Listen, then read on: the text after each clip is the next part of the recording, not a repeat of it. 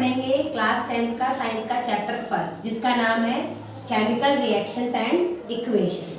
तो सबसे पहले हम पढ़ेंगे कि केमिकल रिएक्शन होता क्या है। ठीक है, तो the process in which new substances with new properties are formed from one or more substances is called chemical reaction. ठीक है, जिसमें क्या होता है, in which process new substances with new properties are form, जिसमें नए सब्सटेंस बनते हैं नई प्रॉपर्टीज के साथ। ठीक है, उसको बोलते हैं केमिकल रिएक्शन। फॉर एग्जाम्पल, जैसे कि हाइड्रोजन प्लस ऑक्सीजन दोनों मिलकर क्या बनाते हैं, वाटर, H2O। हाइड्रोजन भी एक गैस है, ऑक्सीजन भी एक गैस है, बट वाटर क्या है, एक लिक्विड है। मतलब कि ये दोनों मिलकर एक नया सब्सटेंस बना रहे हैं, और दोनों की इनकी जो ये रिएक्टेंट्स और ये जो प्रोडक्ट बना है, इनकी प्रॉपर्टीज भी क्या है, अलग अलग है। कैसे, हाइड्रोजन गैस है, ऑक्सीजन भी एक गैस है, इन दोनों की अपनी अपनी अलग प्रॉपर्टीज होती हैं। और जो H2O है वो वाटर है, इसकी अपनी अलग प्रॉपर्टी होती है। तो ये कह रहा है कि जो न्यू सब्सटेंसेस होते हैं विद न्यू प्रॉपर्टीज, ये नया सब्सटेंस बना है जो नई प्रॉपर्टी के साथ बना है। किसके साथ, वन और मोर सब्सटेंसेस, या तो एक से बनेगा, एक से ज्यादा सब्सटेंसेस से मिलकर, उसको कहता है केमिकल रिएक्शन। फिर बोला है कि the substances which take part in chemical reaction is called reactants. मतलब जो सब्सटेंस केमिकल रिएक्शन में पार्ट लेते हैं, जैसे कि किस किस ने इसमें पार्टिसिपेट किया, हाइड्रोजन और ऑक्सीजन ने, ये दोनों पार्ट ले रहे हैं, तो इन दोनों को क्या बोला जाएगा, रिएक्टेंट्स बोला जाएगा। क्या होंगे ये दोनों, रिएक्टेंट्स होंगे, हाइड्रोजन और ऑक्सीजन। ठीक है, फिर नेक्स्ट है कि the substances which are formed in a chemical reaction, जो सब्सटेंस केमिकल रिएक्शन में बनते हैं, आर कॉल्ड प्रोडक्ट्स। जैसे कि वाटर, जब हाइड्रोजन और ऑक्सीजन ये दोनों रिएक्टेंट्स हैं, इन दोनों ने आपस में रिएक्ट किया, तब एक प्रोडक्ट बना जिसका नाम है वाटर। ठीक है, तो ये रिएक्टेंट्स हैं जो कि लेफ्ट हैंड साइड होते हैं, ये प्रोडक्ट है जो कि राइट हैंड साइड होता है। और रिएक्टेंट्स के जब ये रिएक्ट करते हैं तो एरो के बाद इसको लिखा जाता है। अभी फिलहाल के लिए इतना। तो हम पहले पढ़ चुके हैं कि केमिकल रिएक्शन क्या होता है, उसमें नए प्रोडक्ट्स बनते हैं। ठीक है, रिएक्टेंट्स और प्रोडक्ट होते हैं, जो रिएक्ट करते हैं रिएक्टेंट्स, और जो फॉर्म होता है वो प्रोडक्ट होता है। तो अब पता कैसे चलेगा हमें कि कोई केमिकल रिएक्शन हो रही है, कैसे पहचान करेंगे कि केमिकल रिएक्शन है क्या फिजिकल रिएक्शन है। तो जब भी केमिकल रिएक्शन होती है, इसमें क्या क्या इन्वॉल्व होता है, ये वो टॉपिक्स हैं। जैसे कि change in state, chemical reaction का स्टेट चेंज होगा। चेंज इन स्टेट से इसका मतलब है कि कोई लिक्विड सॉलिड में कन्वर्ट हो जाएगा, या गैस लिक्विड में कन्वर्ट हो जाएगी, तो वो एक स्टेट से दूसरे स्टेट में बदल जाएगा, तो भी वो एक केमिकल इक्वेशन है। Second one is change in colour, वो उसका कलर भी चेंज होगा, ब्लू से ग्रीन हो सकता है, या फिर येलो हो सकता है, ऐसे कलर भी उनके चेंज होते हैं।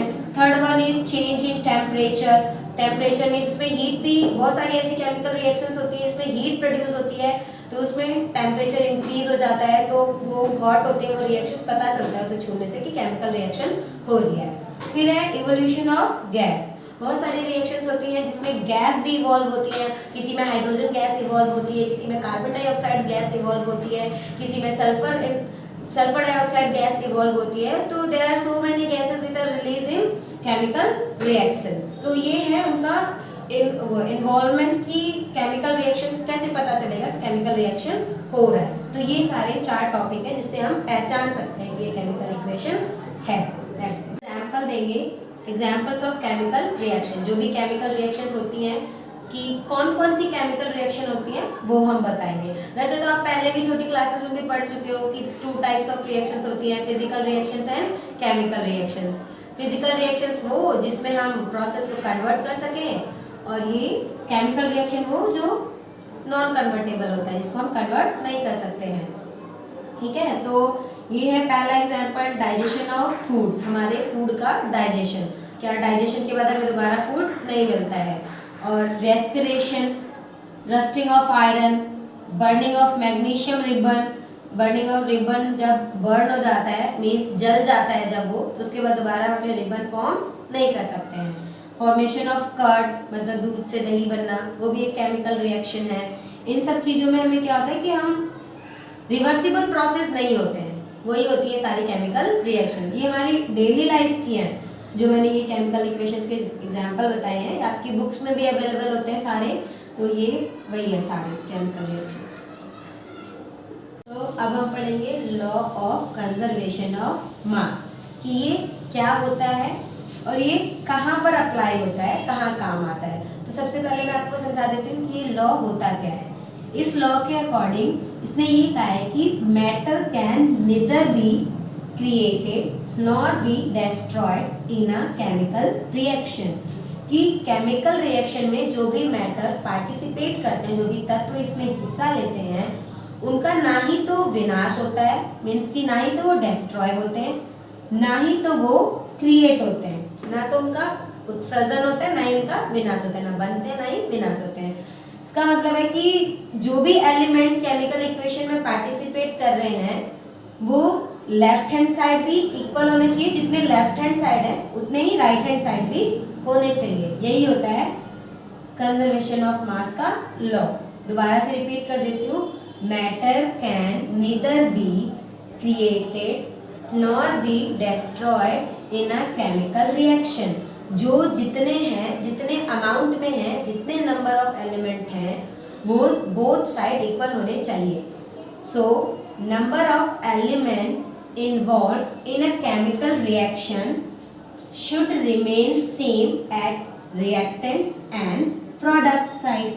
जैसे कि मैंने आपको पहले बता दिया है कि reactants क्या होते हैं और products क्या होते हैं। तो जो number of elements होते हैं वो reactant side में भी, reactants and products दोनों ही साइड में क्या होने चाहिए, number of element equal होने चाहिए, same होने चाहिए, same मीन्स की इक्वल होने चाहिए। जैसे कि आयरन प्लस वाटर, जब आयरन वाटर के साथ रिएक्ट करता है तो बनाता है Fe3O4 प्लस H2।